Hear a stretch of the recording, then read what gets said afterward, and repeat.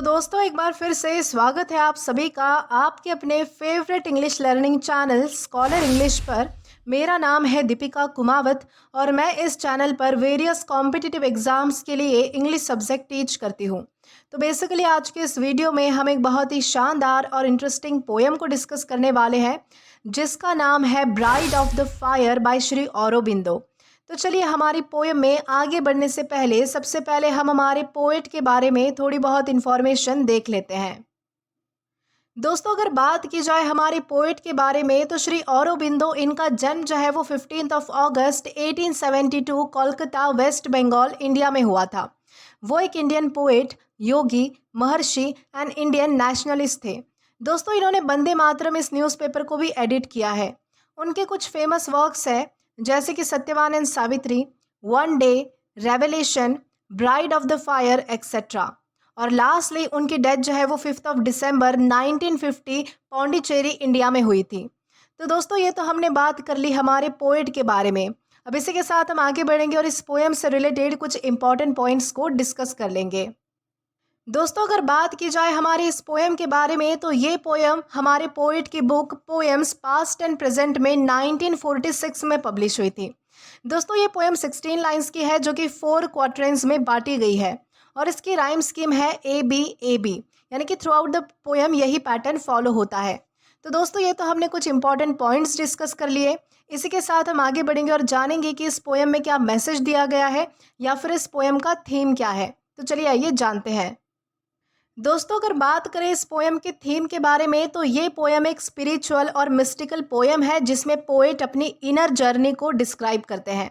इसमें वो दुनिया के मोह माया, डिज़ायर्स और दुखों को छोड़कर एक हायर डिवाइन पावर के पास जाना चाहते हैं।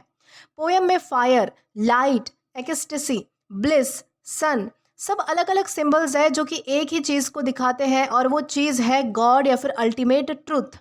पोएट चाहते हैं कि उनका मन और दिल परमानेंट रूप से डिवाइन लाइट में समा जाए।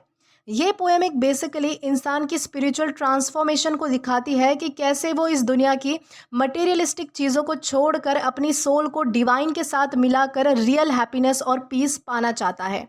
तो दोस्तों यही है आज के हमारे इस पोएम का थीम या फिर कहे तो मैसेज। अब इसी के साथ आगे बढ़ते हैं और इस पोएम का लाइन टू लाइन एक्सप्लेनेशन देखकर इस पोएम को अच्छे से डिटेल में समझने की कोशिश करते हैं। तो चलिए आइए शुरू करेंगे। तो दोस्तों यहाँ पर हमारी सबसे पहली लाइन है bride of the fire, class में now close, bride of the fire. यहाँ पर पोएट फायर को ब्राइड यानी कि दुल्हन के रूप में इमेजिन कर रहे हैं। मतलब वो उससे अपने पास बुलाना चाहते हैं। जैसे कि एक दूल्हा अपने दुल्हन को मतलब कि गले लगाता है, उसी तरह से हमारे पोएट क्या कर रहे हैं कि फायर को जो है वो मतलब कि ब्राइड मानकर अपने पास उसे बुलाना चाहते हैं। दोस्तों फायर जो है वो यहाँ पर सिर्फ आग नहीं है बल्कि स्पिरिचुअल फायर है, यानी कि वो ऐसी पावर है जो इंसान के अंदर की बुरी चीज़ों को जलाकर उसे शुद्ध बनाती है। मतलब कि यहाँ पर पोएट कह रहे हैं कि ओ फायर मुझे अपने पास खींच लो, यानी कि ओ डिवाइन पावर मुझे अपने पास खींच लो, मुझे अपना बना लो। मतलब वो अपने पुराने डिज़ायर्स और दुनिया के अट्रैक्शन से दूर होकर एक नई स्पिरिचुअल शक्ति के साथ जुड़ना चाहते हैं।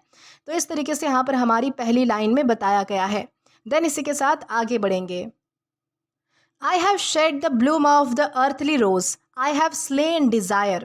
दोस्तों यहाँ पर पोएट कह रहे हैं कि उन्होंने अर्थली रोज़, दोस्तों अर्थली रोज़ का यहाँ से मतलब है कि खूबसूरती और मटेरियलिस्टिक चीज़ें, यानी कि इस दुनिया में जितनी भी खूबसूरती मौजूद है और जितनी भी मटेरियलिस्टिक चीज़ें मौजूद है उन सबको हमारे पोएट छोड़ चुके हैं। जैसे कि फूल एक दिन मुरझा जाता है, उसी तरह दुनिया में जितनी भी सारी अच्छी चीज़ें होती है, जितने भी सुख दुख होते हैं या फिर जितनी भी ब्यूटीफुल चीज़ें होती है, ये सभी टेम्पररी होती है, यानी कि ये कभी भी जो है वो मतलब कि हमेशा के लिए टिक नहीं पाती। उसी तरह यहाँ पर एक और वर्ड है जो कि है स्लेन डिज़ायर। दोस्तों स्लेन डिज़ायर का मतलब है कि हमारे पोएट ने अपने अंदर की चाहत और इच्छा को मार दिया है। यानी कि जैसे हम इंसानों का होता है ना कि हमें कुछ और चाहिए, यानी कि हमें चाहे वो मतलब कि और ज़्यादा बेहतर चाहिए, हमें इससे भी और ज़्यादा अच्छा चाहिए। ये वाली जो फीलिंग होती है हमारी, उस फीलिंग को हमारे पोएट मार चुके हैं, यानी कि उस फीलिंग को हमारे पोएट अपने अंदर से निकाल चुके हैं, ख़त्म कर चुके हैं। यानी कि बेसिकली हमारे पोएट यहाँ पर कहना चाहते हैं कि इंसान तभी सच में स्पिरिचुअल बन सकता है कि जब वो अपने अंदर की ग्रीड, ये मोह माया और डिज़ायर्स को कंट्रोल कर ले। पोएट कह रहे हैं कि अब वो इस दुनिया में मौजूद जितनी भी मोह माया है या फिर जितनी भी ब्यूटीफुल चीज़ें हैं, उनसे जो लगाव होता है उन सारी चीज़ों से वो फ्री हो चुके हैं, उन सारी चीज़ों से वो दूर हो चुके हैं और वो एक डिवाइन शक्ति के लिए तैयार है, यानी कि वो स्पिरिचुअलिटी की तरफ जाने के लिए बिल्कुल रेडी है। तो इस तरीके से यहाँ पर बताया गया है। देन इसके बाद है beauty of the light surround my life. Beauty of the light यानी कि पोइट एक और हायर चीज़ की बात कर रहे हैं और वो हायर चीज़ है ब्यूटी ऑफ द लाइट। यानी कि यहाँ पर दोस्तों लाइट का मतलब है डिवाइन विजडम, ट्रूथ या फिर प्योरिटी। यानी कि हमारे पोइट यहाँ पर कह रहे हैं कि ओ लाइट, अपनी ब्यूटी से मेरी ज़िंदगी को सराउंड कर दो, यानी कि मुझे घेर लो और मुझे अपने अंदर ले लो।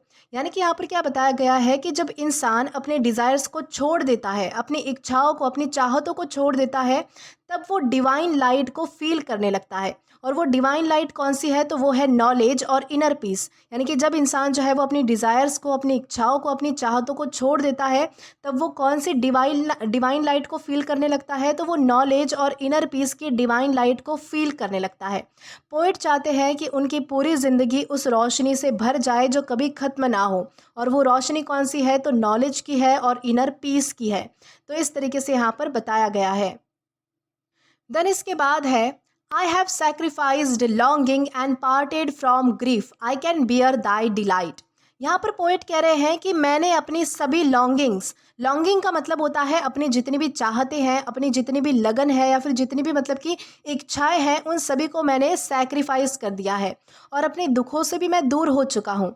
अब तुम्हारी डिलाइट के लिए, डिलाइट यानी कि सच्ची डिवाइन खुशी को मैं हैंडल कर सकता हूँ, मैं उसके लिए रेडी हूँ।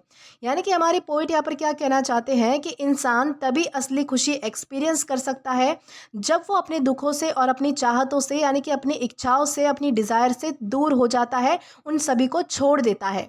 मतलब ना तो कुछ पाने की भूख रहे और ना ही कुछ खोने का गम, तभी वो शांति और आनंद को अपने अंदर महसूस कर पाता है। इस तरीके से इस लाइन में बताया गया है। देन इसके बाद है image of ecstasy, thrill and intense, image of bliss. यहाँ पर पोएट एक्सटेसी और ब्लिस की बात करते हैं। ये वो स्टेट है, यानी कि ये वो अवस्था है जहाँ पर इंसान को अंदर से अल्टीमेट सुकून और खुशी मिलती है। यहाँ पर हमारे पोएट कहते हैं कि ओ एक्सटेसी, मुझे अपने अंदर घुमा दो, यानी कि मुझे अपना बना लो, यानी कि मेरे अंदर तुम समा जाओ। यानी कि जब इंसान डिवाइन से जुड़ता है, दैविक शक्तियों से जुड़ता है, तो उसे ऐसी खुशी मिलती है जो दुनिया की किसी भी चीज़ से बहुत ज़्यादा बड़ी होती है। और ये खुशी जो है वो बाहर की नहीं होती, यानी कि ये खुशी बाहर से नहीं आती, तो बल्कि ये अंदर से आती है। तो इस तरीके से यहाँ पर बताया गया है। I would see only thy marvellous face, feel only thy kiss. यहाँ पर हमारे पोएट कह रहे हैं कि मुझे सिर्फ तुम्हारा ही चेहरा देखना है और तुम्हारी ही किस को फील करना है। किस यहाँ पर मतलब है कि सिंबल है डिवाइन लव का, यानी कि ये जो यहाँ पर किस वर्ड यूज़ हुआ है कि मुझे आपका ही किस फील करना है, मतलब कि मुझे आपकी ही डिवाइन लव को फील करना है।